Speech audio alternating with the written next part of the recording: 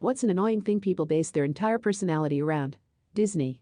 My cousin is 36 and drags her kids to Disneyland every weekend. Then she bitches that she's always broke.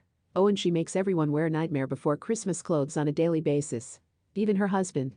Grass. I think it's fine if you smoke it, but it's not a personality. Did this for years, quit smoking and realized how many superficial relationships I had been in. Being a social media influencer. They are 100% the most obnoxious people on the entire planet. Alcohol. Forever talking about how much they had to drink on the weekend. How much alcohol they can handle. How many times they've gotten smashed this week. Like it's something to be proud of. I love a drink at times too, don't get me wrong, but if you're using the fact that you drink all the time as a way to seem superior to others, then you, my friend, have a problem. What do we still find joy in as adults had we did as children? I'm a 35-year-old man, soon to be 36, and I still like having a bowl of cereal while watching cartoons. Looking at the time and the fucked up euphoric feeling of being able to going back to sleep. Petting cats and dogs. A bowl of ice cream. Christmas morning. Not the same, but I enjoy seeing my son go crazy for gifts from Santa. Probably very immature, and I don't know how common it is, but being amused by chuckling at fart jokes or burps. I don't even know why. Dinosaurs is it for me. Definitely farts. If aliens requested a meeting with a sole individual to represent the human race, whom should we send? Send a golden Labrador. They never specified a human must represent us, and I think most of us can agree that no human should. Dear Mom.sh is intimately acquainted with the whole human race, so I've heard. Burn. David Attenborough. As you can see, the human race, though violent, is still in its infancy. Like a toddler in its terrible phase in life, we are still in our terrible 2000s. I read this in David Attenborough's voice as if he's describing us to the aliens. Me. Send this guy. Rick Astley. Imagine you met God, what would you argue about with him? How to pronounce GIF?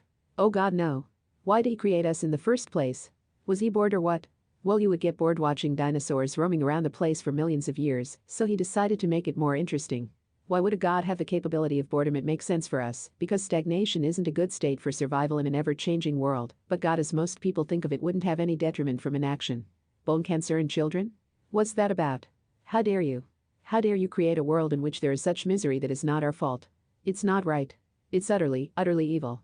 Why should I respect a capricious, mean-minded, stupid God who creates a world which is so full of injustice and pain? It'd be pretty close to that.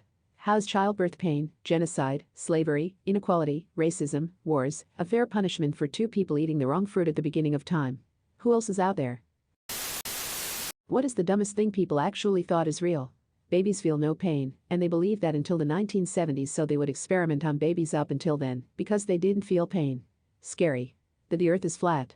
For a long time it was believed by many that the earth was flat, then we got educated. And then some got dumb again. Strange. Religion. Came here to say God. Yet you cannot prove that there is no God. Trump. What do you think is the biggest mistake of humanity? Nukes. Putting China on the Security Council. Isn't Russia there too? Yeah, but post-World War II, a UN without the USSR, the only other superpower then, wouldn't have really been useful. China didn't really have as much of a say back then. Not learning in it from past mistakes. Fossil fuels.